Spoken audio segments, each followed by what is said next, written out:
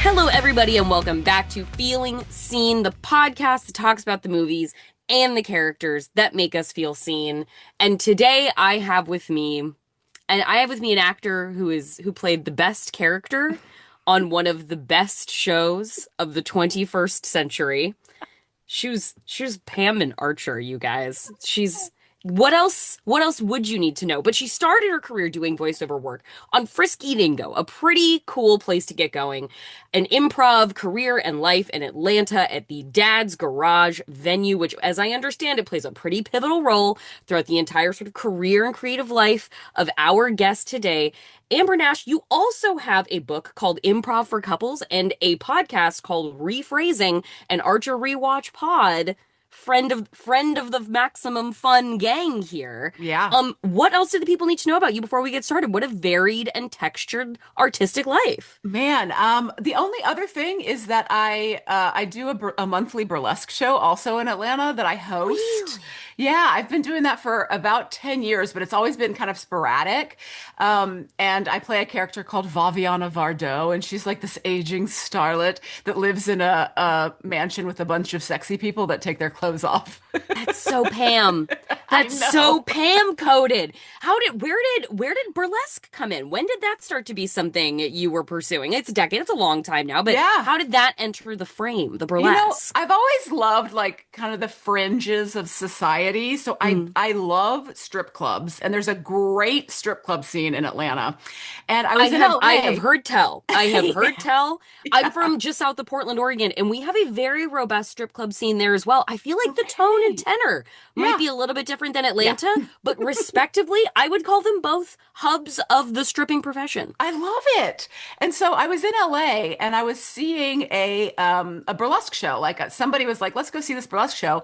And I went and all the numbers were incredible. The dancers were amazing, but the host was like just not doing anybody any favors. And I What a was like, bummer. I feel like a lot of like drag shows and burlesque shows, all the stuff is so good, but it's not put together in a way that is Mm, because everything gets old after a while. You can see yeah. only so many naked bodies before you're like, you know what? Could there be something else? Yeah, And so yeah. I was like, Ask what her if more. exactly? I was like, what if improvisers did this? And so I went back to my theater and I was like, would you guys be interested in this? And so originally it was kind of teaching improvisers how to do burlesque, Oh, but wow. then me hosting and kind of making it more of a variety show. Uh-huh. And I found a lot of people that wanted to learn how to do burlesque and a lot of people that didn't, but wanted to do comedy in Mm, this space. And mhm. so it kind of blossomed into this insane project. And it's a lot of fun. It's a lot of work, though. Producing shows is so much work, but I love doing it. And I Uh-huh. met a lot of really cool people in the burlesque scene and in the drag scene, and it's really fun.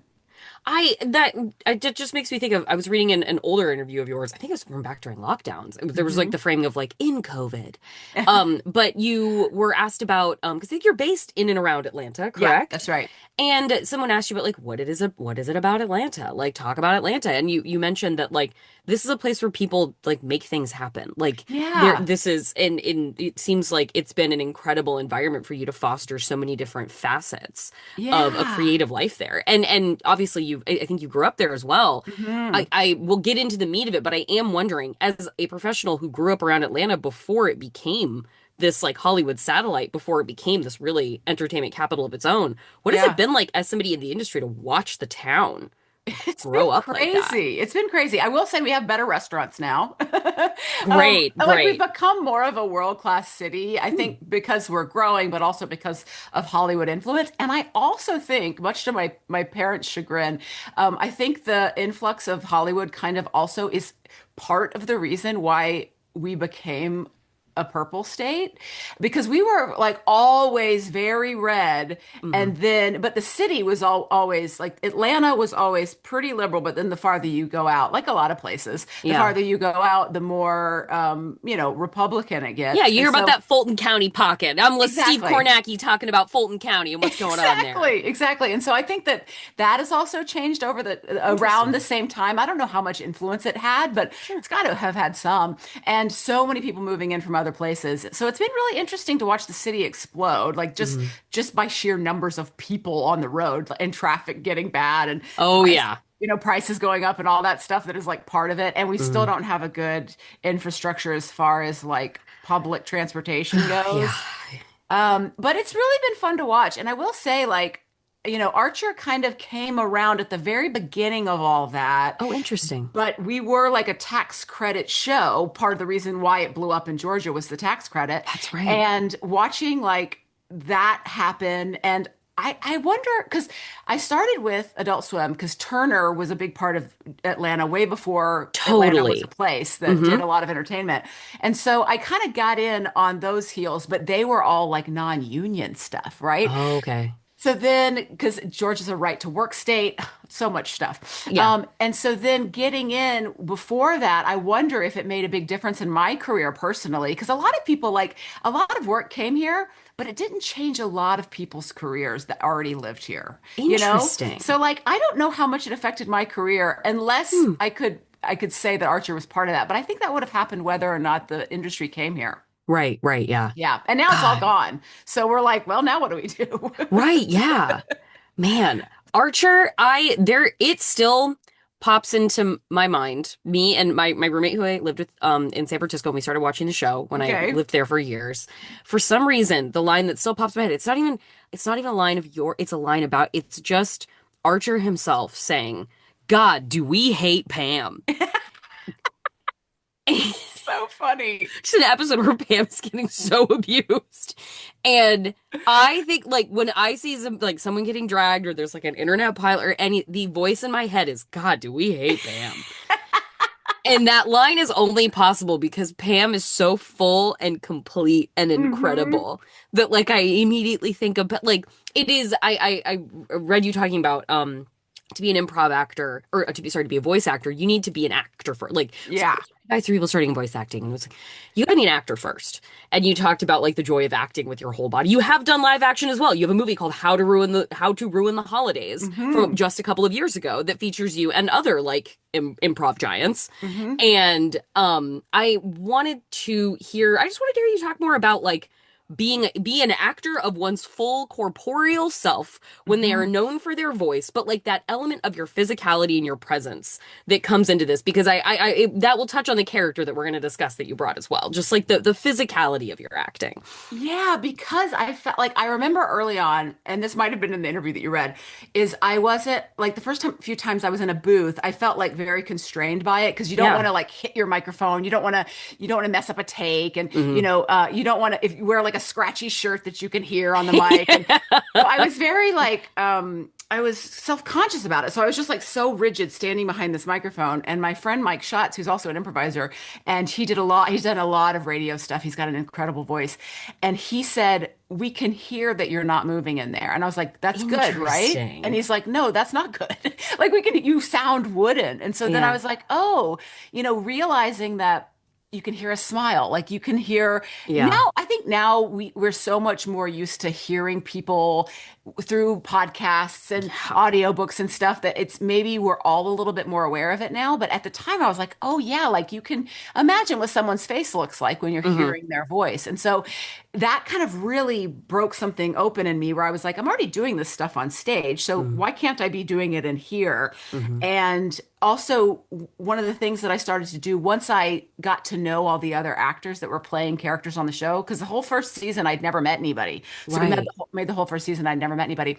Was once I got used to how Lana's lines sounded generally when Aisha would do them, I Hmm. would look at my microphone and imagine Lana. And Yeah. so then I had a partner to play off of. And Hmm. so then it was much more like what I was doing on stage. And I felt more like I was able to take all that acting and crunch it down into a small little thing that'll come out of my mouth, you know? Well, it is okay. It's a fascinating choice that you've picked for your character today. And from I will say, one of the all-time beauties on Hmm. screen, Renee Yeah. Russo, Yeah. um, in a franchise that has never been my favorite, Yeah. but that I watching this was like, damn, Renee Russo alone Hmm. is enough justification for Lethal Weapon 3. for us to continue. I like crazy movie to watch the credits where it's like Richard Donner, director, music by Eric Clapton, like the names that come up, Jan de Bont, cinematography. I'm like, this is the third Lethal Weapon. Like this is we're still calling in the hitters for this one.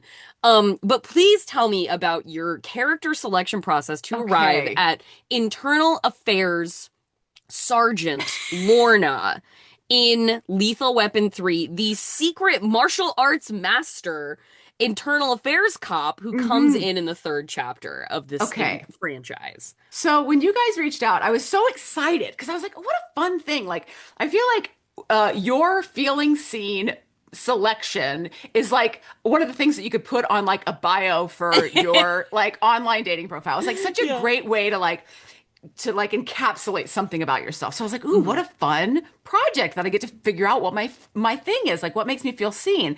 And I'd never thought about it before. I don't know how many people that you reach out to are like, oh, I got it. I know exactly what it is. It's not, I would say it is pretty split between people being Okay. like, I got one, and then people being like, hey, we're like the rep being like, they're gonna have to get back to you on this, like we're Okay. working on it, or if you're, responding to people directly and then being like, oh wow, I'm gonna have to like I thought I had something top of mind, but I'm actually gonna need to take a minute and sit with Yeah. this.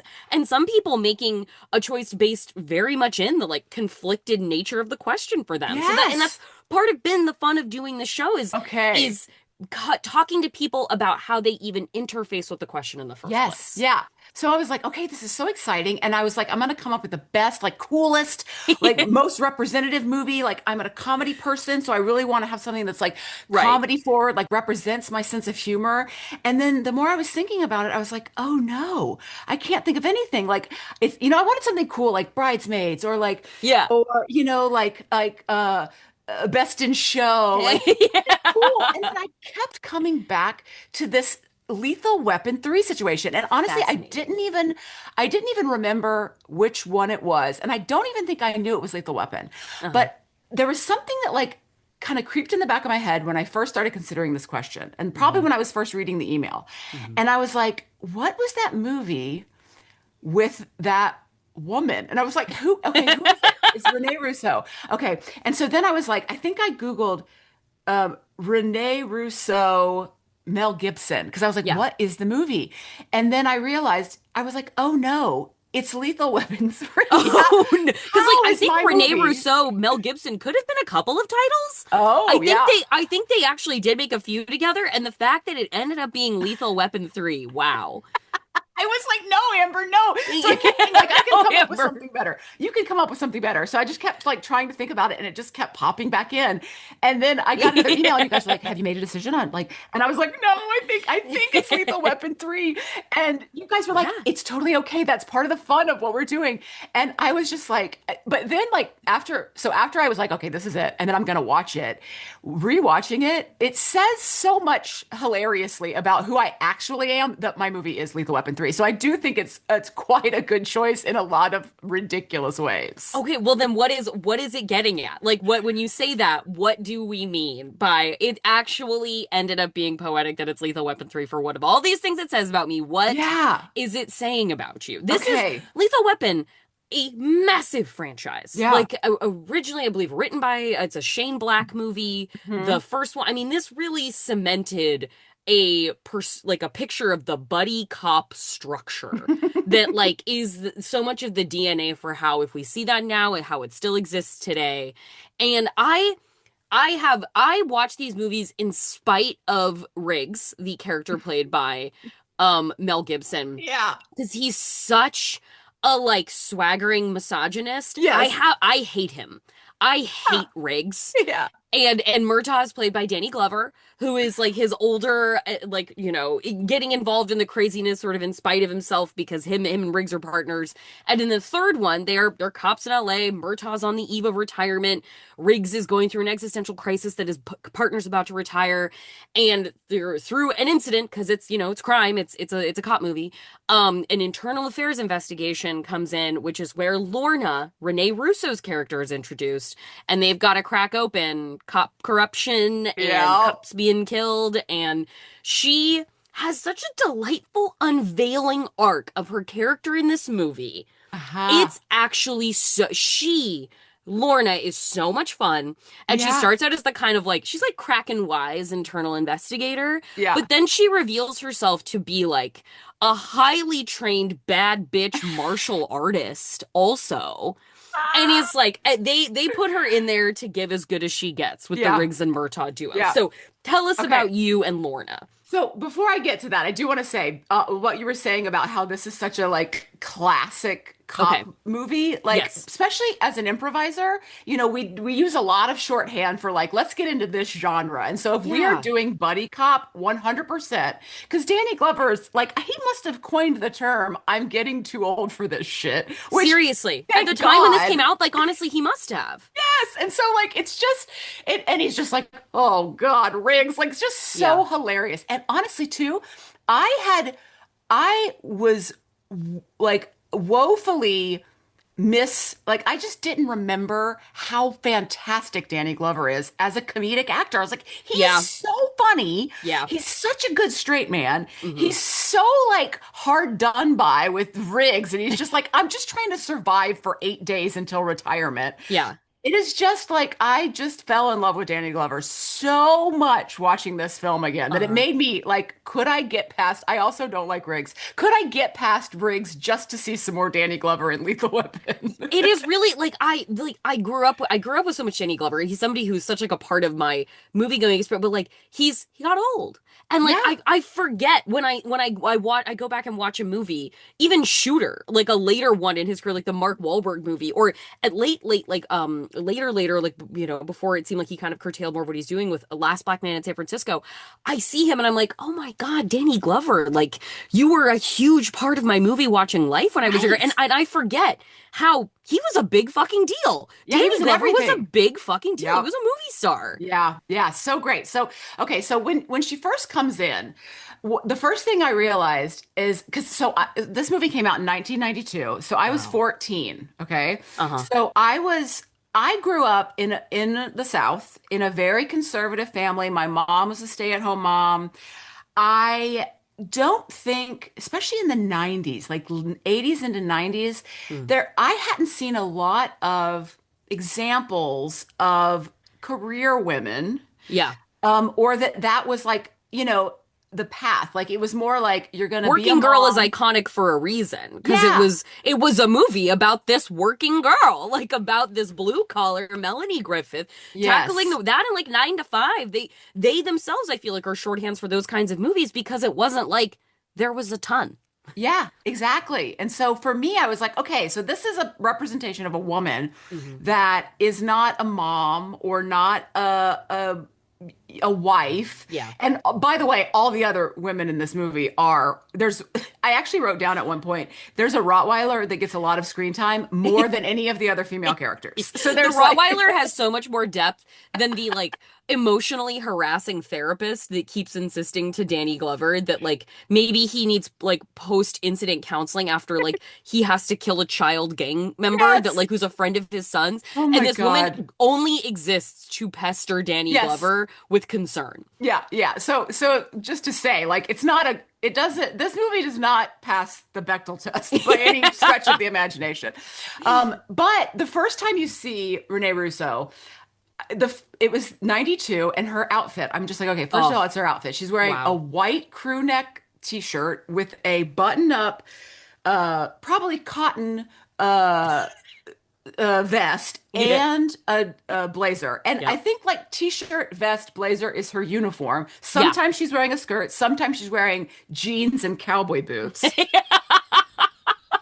Which also Mel Gibson wears, so Yeah. destined to fall in love, right? And I was just like, okay, so this woman's style, I think was the first thing that caught me because I Hmm. saw this in the theater with my like teenage friends. Yes. Because that's what you do when you're Yeah. 14 is go see Lethal Weapon 3 at the theater. 1000%. And so I remember, and she doesn't show up until 30 minutes into the film. Hmm. And I was just like, okay, so I was immediately kind of struck by her style. I think that's what like pulled me in the Yeah. beginning. And then rewatching it today or yesterday, I was like, okay, I looked up like how old was Renee Russo when she made this movie, and she Okay. was 38. So the fact it says so much about me that as a 14-year-old, I was like, That 38-year-old woman is really speaking my That language. 38-year-old mid-career professional, no one's ever resonated more for me. Yes, I'm in the movie yes. theater and I'm 14 with my friends. Because I've always said, like, I also am a huge Golden Girls fan because Okay. a child of the 80s. I always have felt like I wasn't the kind of kid that people said, like, she's an old soul because I wasn't like, people weren't paying attention to anything I was saying when I was a kid. But I've always thought that I was really going to hit my stride, like, when I was in Golden Girls age territory. So I feel Yeah. like I'm 48 right now. So I feel like I'm just getting into like my prime. That's Like, exciting. yeah, like I feel To like be I'm on the brink just, of one's prime, incredibly exciting. yeah. And so it's also like great idea, ladies. If you're young, be like, I'm not going to make it until I'm much older. So then you really set yourself Yeah. up. So I really think that's funny that I was like, oh yeah, okay, that she's speaking to me for some reason at that age. That is, I mean, and there's just God, it's ages look different in different times. It's like you see that like an image of Cheers going around, and people Yeah.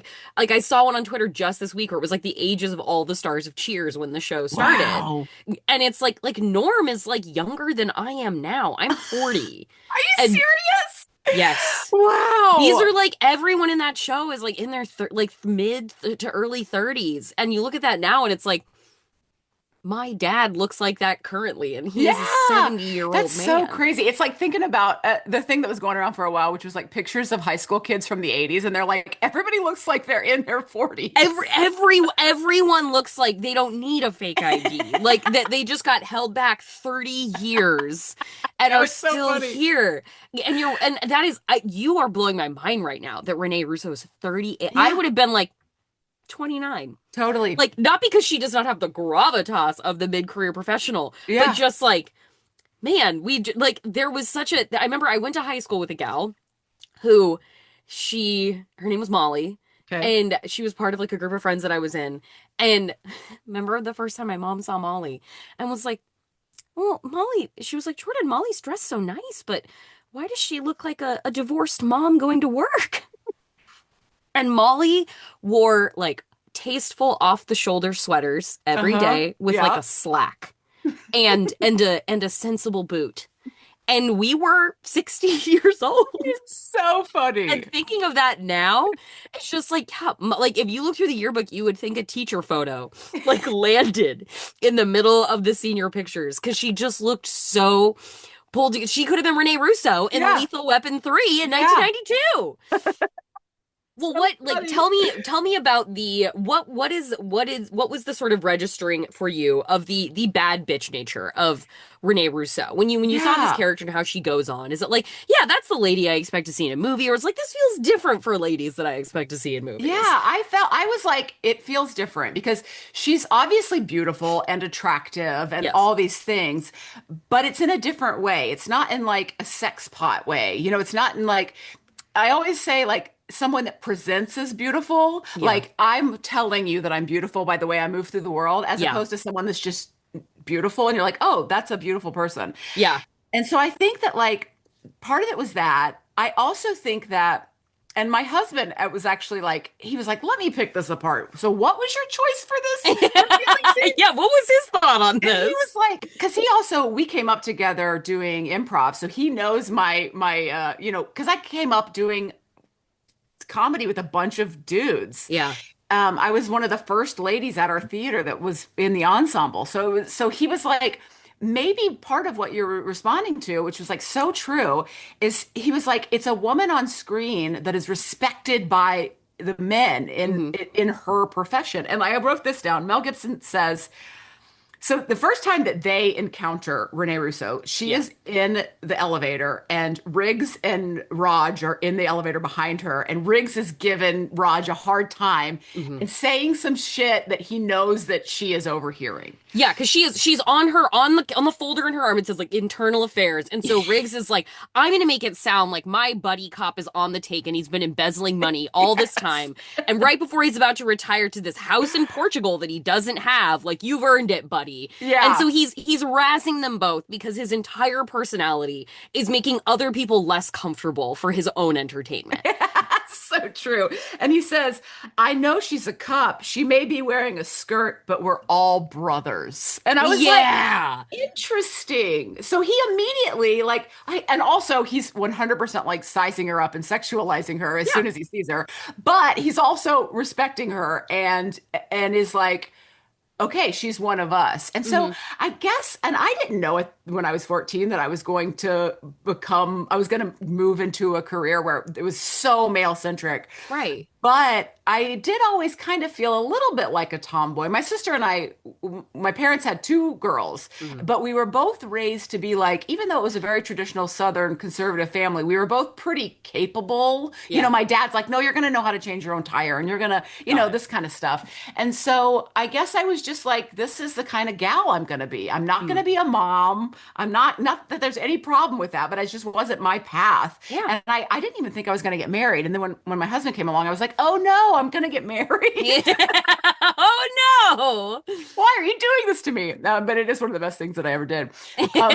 So Great to hear. yeah, With time and reflection, I'm glad that that's also where you're like, I'm yeah, on the threshold of my peak, and also he was a great choice. yeah. So yeah, I think that that's part of it is that and not feared, but respected. She was Hmm. respected by them and was one of them. And he actually, and I think this was refreshing. Who knows if I'd seen it yet, Sure. that he was attracted by that what made her attractive to him was that she was like incredible at fighting and that Yeah. she was a badass and she wasn't like trying to be attractive to him or like flirty or like Their that's what he liked erotic about her. connection arrives when they start comparing like injuries with one another. And Yes. they're like peeling off layers of clothing at a time.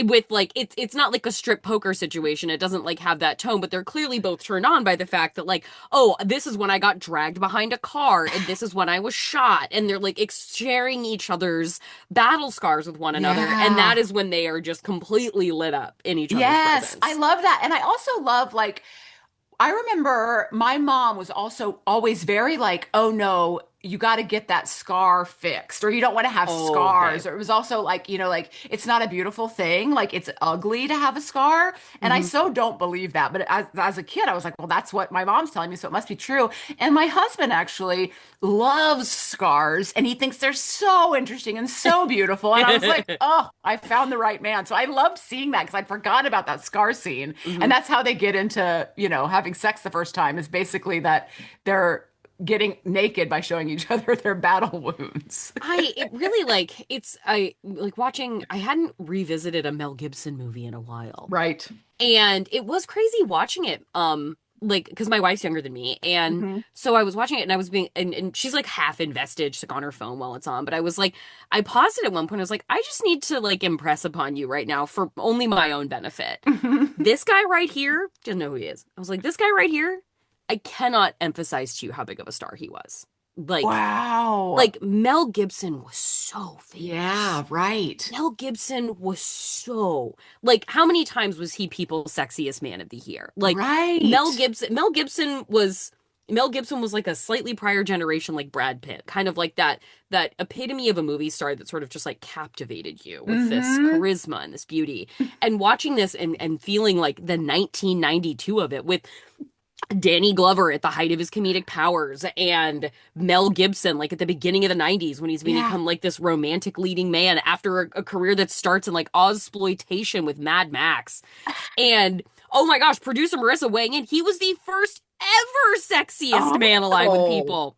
The pioneering wow. figure of sexiest man alive with people, turning in an absolute pariah of a public figure as time went on and revealing himself to be a like horrific individual. Yes. But like too, I don't know, maybe it's time. Maybe it's being with like I'm 41 this year. It's not even like nostalgia. I don't know if it's nostalgia, but like going back to basically pre 9/11 movies. Yeah. I have such a potent emotional reaction to movies made before 9/11 that were Okay. like within my lifetime, still within like my consciousness. Yeah. And watching this, like I felt like even as like I was like, I don't care for this franchise, and this is the third one in it, and Renee Russo is what's getting me through. I'm feeling such an emotional pull to like a world that used to exist. It Right. was crazy. It was just crazy, and that's not germane to our conversation. But like, it's just like one of the things that does come up and is on so much in this podcast is the way that like these things stay the same but we change. Yes. And to like, it's so crazy having like a visceral emotional reaction to Lethal Weapon 3 now because I'm 40. Like, Yes. Wow. Because another thing that came up for me, which is really interesting, is I grew up in Georgia. But when it was right around this time when I was in high school, my family moved to California, to oh, Southern California, where this movie takes place. And yep. so I think that I'd seen this in the theaters before I moved, because I think I saw it in Georgia.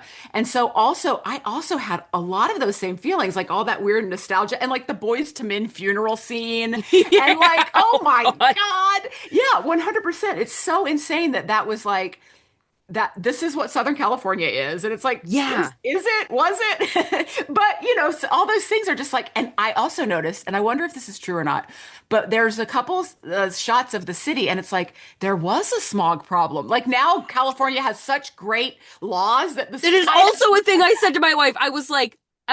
She was like, wow, it looks really like gross. I was yeah, like, I also cannot stress enough to you how shitty pollution was. yeah. And then she was like, why did it get like, why did, again, she's 25, sharing me. She was like, well, how did things change? I was like, you know how we pay a lot for gas?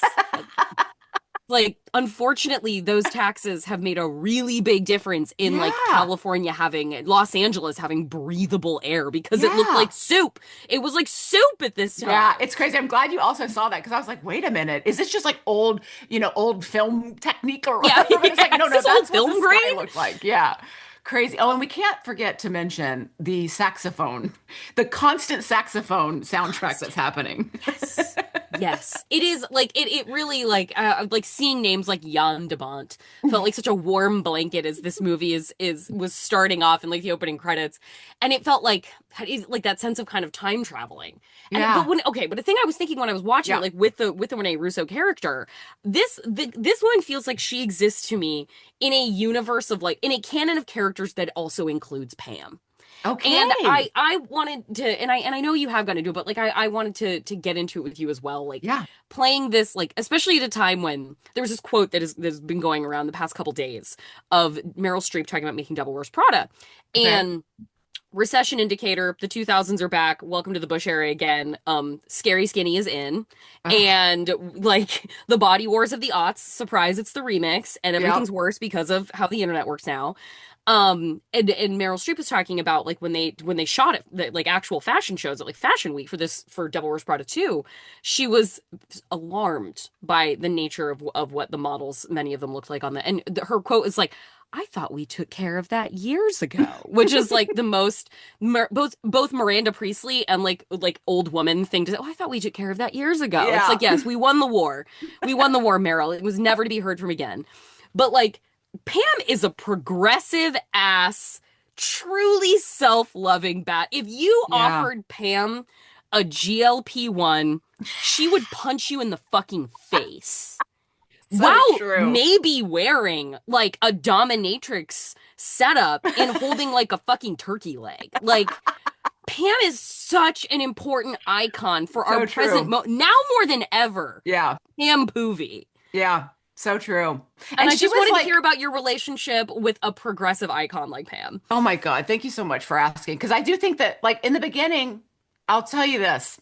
When I went back and read the pilot script of Archer, and when they introduce Pam, they say the mousy director of HR. Mousy. Yeah, so she was only, I think she was probably not going to make it past season one. Uh-huh. She was there just to be the butt of the joke. She Yeah. was classically like, okay, this is a fat character that we're going to make fun of. Yeah. And then it just didn't happen that way. And it was partially, I think, Adam Reed kind of like wanting the character to be able to do more, him getting to know all of us and being Yeah. like, oh, well, Amber can handle this. And so he would give Pam more things to do. Uh-huh. And then she kind of exploded into this amazing character that had so many different abilities and like Yes. badassery and she, you know, Pam is practically an internal affairs police officer it's disguising true. herself as a fucking martial artist. It's true.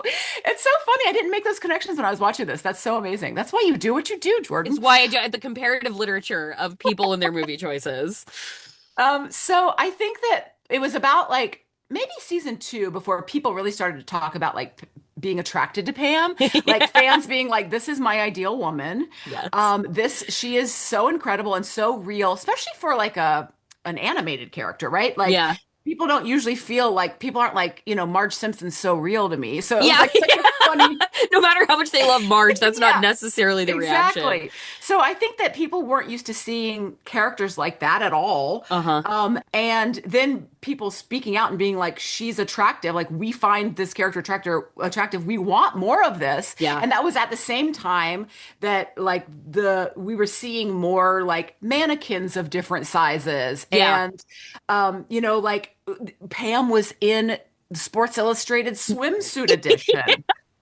Which was like that was such a huge moment for me because It's being a amazing. kid of the 80s, like Yeah. Sports Illustrated swimsuits were like the pinnacle of like femininity. That and like the Dallas Cowboy cheerleaders for some Yeah, the reason. Dallas Cowboy and the like. I don't know if she was ever. I'm assuming she was in sports, but like just the concept of Kathy Ireland in Sports Illustrated. Yes, That's just like yes, that's an entire picture of an era of like what that kind of iconography was like important. Like, hey, yes. that's aspirational. That's the perfect woman. Like that's the Yeah, dream. And yeah, it's like, 100%. fuck it, no, it's Pam. Yes. Yes. So I was so proud and so excited. And so like I'd go to cons and I Were you think at we Comic were Con every year? Did you do a Comic Con every year for that Yeah, show? I didn't do the first year. The first year was just John and Aisha. Mm, And then the second year they brought everybody. mm. And that was the first time I met everybody. And I think it was like maybe year 3 or 4 and we were in the big room, the big Did ballroom you do and Hall H? we did. Amazing. Yeah, and we God, and that had would have at that time too would have been like such a perfect sweet spot to be blowing up at Comic-Con where it was becoming like yeah. a bigger cultural institution, but before like there's kind of super saturation hit and like D23 started doing its own thing and people started making the companies started doing their own independent fan cons and just like Comic-Con was it. Like Yeah. that was the place you went and you took your show. That must Yeah. have been really It cool. was awesome. And hearing an audience, because you're usually watching a TV show by yourself, so hearing an audience laugh, Wow. like it was incredible. Yeah. So we were getting questions from the audience, and there was a lineup, and there was plenty of cosplayers and lots of Oh, cosplayers doing other stuff, but there was for a lot sure. of Archer stuff too. And a Pam got to the front, and it looked incredible, and she was like, "I just want to thank you for giving me a fat character to cosplay as, so Hmm. I don't have to be a fat this or a fat that. Like I'm Yeah. just." Pam and she was like tearing up and it was like Oh. yes, thank you so much. It was so awesome to see. And I just love that character and I love that people embraced her so much and that Mm. she didn't give a fuck. She was unapologetic about everything. Pam was completely oblivious to like what any criticism could have possibly been of her because she did not identify with one goddamn bit of what those criticisms would have been. Yeah, it's so true. Though Yeah. actually, animation has come up a number of times on the show from people Hmm. talking about like Ali Carvalho, for example, talked about her character Moana, but more in generally animation as well, Hmm. because in places where she really did not see herself represented as like a young Yeah. island girl, for her animation was an environment of creativity and limitlessness, where it was Mm. like there aren't the rules in animation that there are in real life, and people can be talking fucking toasters, or they can be like me and like singing as like a young girl from the islands Yeah. growing up. And I just wanted to hear from you about like as somebody who's a voiceover professional, like the like what does that sort of tap into the sort of like the freedom of being the person in the box and they're being like, all right, it's up to the animators and us, and we have to sell this to you for you to buy into this and believe this is real and care about it, even if it could be preposterous or even though it's a cartoon. I wanted to hear from you on animation a little bit like that. Yeah, like I think when I audition for stuff, like when my agent sends me voiceover auditions, it's really rare, but every once in a while you get to see what the character looks like. And like you said, Oh, sometimes it's, a blue monster and sometimes it's a humanoid yeah. and and you get to see the size and you get to see their face and what they're Mm. wearing and it's when it happens, it's like, "Oh my God, I love this so much." Because also as an improviser, improv is another place that's limitless. Yeah, Like yeah. one of the things that I fell in love with the first time I saw an improv show is I saw a scene where it was two guys and one guy was they were in a trash can. One guy was a Band-Aid that had been stuck to the bottom of the trash can for years. Okay. And the other guy was the new guy, and he was a used Q-tip. And it was like, oh my God, anything's possible in this Yeah. world, and we get to embody it. And we don't have a stage, and we don't have costumes, and Mhm. everything's blank, and it's just your imagination. And that's what animation is too. And so, Mhm. like it's like seeing the front cover of a book and seeing what the character looks like, and being like, I don't, that's not what I want the character to Right. look like. So it can be limiting to see the character, but I always really enjoy it when I get to imagine what if you're creating what this sounds like, Mhm. what that brings out in you, what they look like, what they sound like, what they're wearing, how they feel like they interact with the world is so much fun to bring to life. And it's also fun to do it with nothing. And they're Mhm. like, we don't exactly know what this character's going to look like. Or Mhm. because when I saw Pam for the first time, we had just finished making Frisky Dingo, and they had me come in to do some DVD extras. That's how long ago it was. Yeah, absolutely. Some DVD extras for the release of the second season DVD, and they were like, "Hey, come look at something." And so they had one of my character lines from my character on Frisky Dingo, Val, Mhm. coming out of Pam's head. So I'd never seen this character before, and it was Pam's head, and she was just saying one of the lines because they Yeah. wanted to see how my voice sounded. They wanted to see it all together. Does Amber's Yeah. voice coming out of this character's head? Because I think that had already been approved. So they Okay. couldn't change the character at that point. And so they were like, is this going to work together? And they liked it. And so then they asked me if I wanted to do it. And at that time, I was like, guys, I will literally do anything you ask me to do. Right. What are you talking about? And so, yeah, it's so fun to like watch all that stuff come together. And we always, animated movies almost always do the animation first and then the voice second. Right. But Okay. we always did all of our voice stuff first and then they would animate Oh, after so that if something happened, really? yeah, if something That got seems like improvised, really interesting. yeah, I don't know if all shows do that. I know movies don't do it, Hmm. but it's so that they had the freedom to take something that we did Hmm. and put it into the script and Yeah. put it into what happened. So yeah, it was so much fun. I mean, with the cast that you guys had for that, like Jessica Walter, H. John Benjamin, you Judy, Fun. like the list goes on and on. Like the the idea of cheating oneself as like a maker of this show, like to cheat Hmm. oneself out of the possibility of the serendipity that could Yeah. come from within those performances and be like, oh well, we already drew it. Like Yeah, it's like totally. no, like we like let us absorb the Yeah. performance and reflect it back. It's been really exciting to see animation like and anime arrive like specifically in the United Yeah. States in such a bigger way because I hope that it allows for so much more possibility of animation interpretation in our own like Western tradition of how we do this stuff because it doesn't quite feel like it taps into like the insanity yet of like what we see from like East Asian like exports of anime stuff so of animation Yeah. stuff so it I my hope is that the creativity just like goes on to keep Yeah. thriving. Now were you growing up was like you said, we're 14, we went and saw Lethal Weapon 3 in theaters. Hmm. What was the kind of movie you were typically going to see in a theater when you were? I'm just wondering what your sort of cinema Huh. landscape, or was it like Yeah. literally anything? Like we went to a movie theater and it was what was playing. Yeah, Like I were you a buddy cop girl? Were you a Lethal Weapon girl I don't generally? think so. I don't think I was like an action movie girl, but I think it was like that's what the teenagers are going to see. Yeah. But I do remember like there was a lot. I'm a big horror fan, so there Yes. was lots of Woohoo! horror when I was a kid watching scary movies. I still love them. And like Flowers in the Attic, Oh like my weird shit God. like that. That is one of those things when it feels like it's generationally contained. Like Gen Mhm. Xers and millennials know what that means, but it's almost like above it and below it. It didn't seep beyond because Flowers in the Attic like fucked a lot of people up. Yeah. Like in and around like the two, I feel like spaces of generations that we occupy. Yeah, Because totally. absolutely I know what Yeah. that is. Yeah, and also like all the Stephen King films that came out in the 80s and Yeah. 90s that would end up on television, because that's the other thing that's so crazy about how we consumed stuff when I was a kid. Like, I thought that Gilligan's Island was coming on in the 80s. Like, I didn't understand Yeah. that it was made such a long time ago because Big of time. syndication. Yeah. Hmm. So it was like, and even movies, like when you'd see it, by the time you'd see a movie on TV, like now something streams pretty quickly after it comes out. Like it Yeah. would be literally 10 years old before you'd see it on Yeah. TV. And then HBO would play it 6 hours a day, every day when they got Yeah, that license. so crazy. Yeah. But yeah, so I guess just my coming coming into the wrap up question with now knowing that you're coming into your peak era. Mm-hmm. And you host burlesque, and you obviously have this veteran voice actor career, and you've written a book.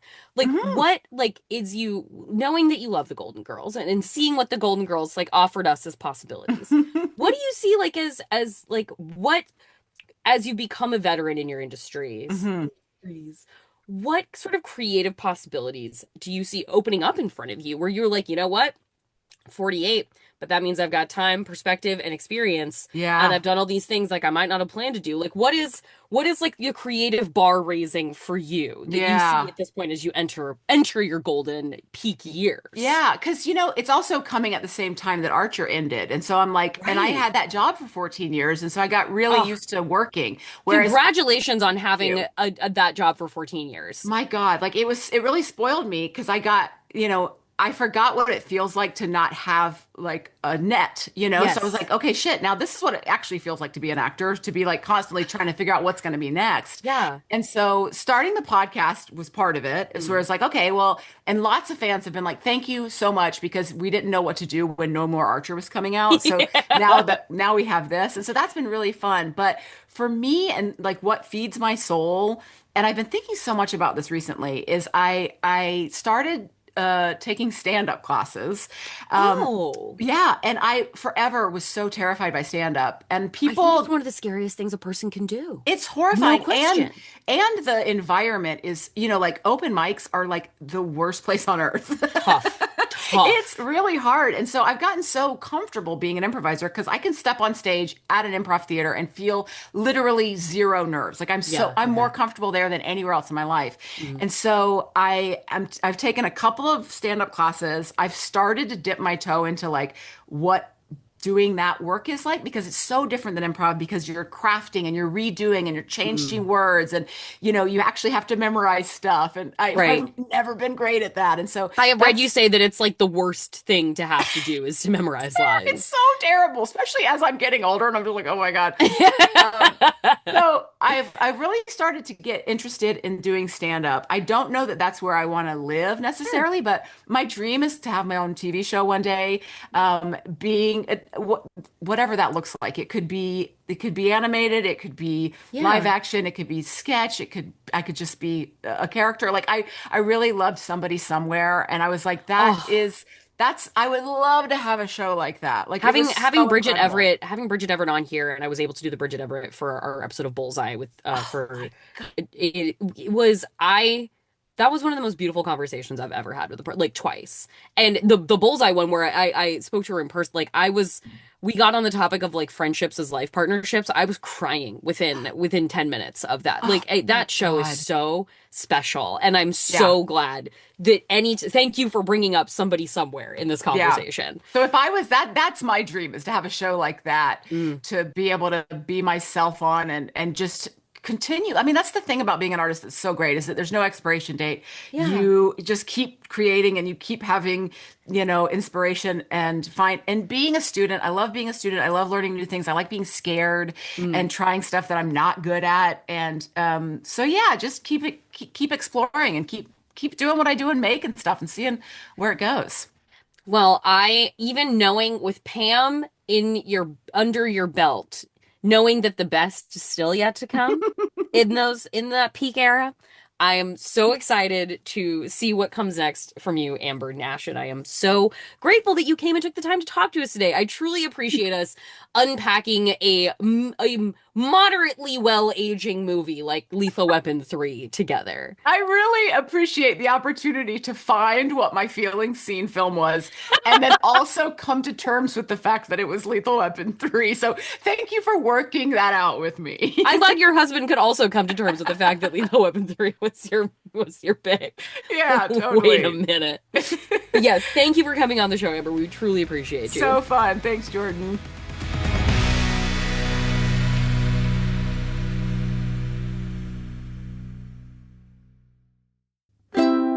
Maximum Fun.